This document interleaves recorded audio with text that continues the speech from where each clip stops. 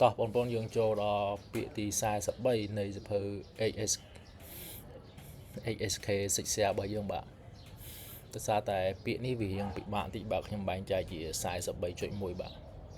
មីបាទមីអញ្ចឹងភាសាចិនគឺជាភាសាដែលពិបាករៀនជាងគេបំផុតនៅក្នុងពិភពលោកណាបងប្អូនណាបាទអញ្ចឹងអ្នករៀនចិនរៀនភាគច្រើនរត់អីបាទយើងកម្រនឹងមានសិស្សណាគាត់រៀនបានជ្រៅជ្រះណាភាគច្រើនរៀនរត់បាទភាសាចិនហ្នឹងកាន់តែរៀនកាន់តែស្មុគស្មាញកាន់តែលំបាកកាន់តែ stress ឧទាហរណ៍ថាអង់គ្លេសមួយយើងប្រើតែពាក្យ one ទេបាទ one dog one cat one person បាទមួយហ្នឹងយើងប្រើបានទាំងអស់សត្វរុក្ខជាតិអីរបស់របរប្រើប្រាស់តែចិនអត់ទេត្រូវមានកតាដូចមីឃើញទេអ៊ីមីបាទអ៊ីមីមានន័យថាមួយដែរតែប្រើចំពោះអីបាទប្រើចំពោះលុយកាក់បាទគ្រាប់មីស៊ីលបាទគ្រាប់បែកបាទកន្លែងខ្ញុំសេខបាទគ្រាប់បែកឬក៏តែមអីចឹងទៅឃើញទេអ៊ីមីអញ្ចឹងវារឿងស្មុគស្មាញណា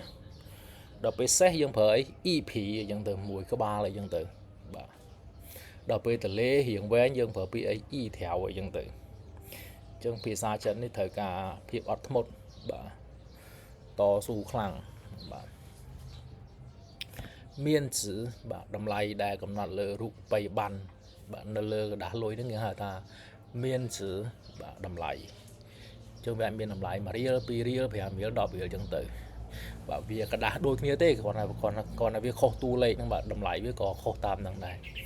អាហ្នឹងគេហៅថាមានជឺបាទអ៊ីងពីបាទអ៊ីងពីលុយកាក់បាទលុយកាក់就是一枚可以吧就是一枚面值10元的硬币នេះគឺជាលុយកាក់ដែលមានតម្លៃ10យន់មួយបាទអ៊ីមីបាទវាបាក់កន្លែងហ្នឹងវាត្រូវមានកតានេះយើងអាចប្រើអ៊ីយ៉ាងបានគេប្រើអ៊ីមីបើអង់គ្លេសស្រួលបើអង់គ្លេសយើងដាក់តែលេខមួយមិនបាច់មានកតាទេបាទហ្នឹងហើយដែលចិនយើងពិបាករៀនបាទមីបាទមានន័យថាមួយបាទប្រើចំពោះលុយកាក់បាទគ្រាប់មីស៊ីលបាទគ្រាប់បែកឬក៏តែមិនហ្នឹងបាទ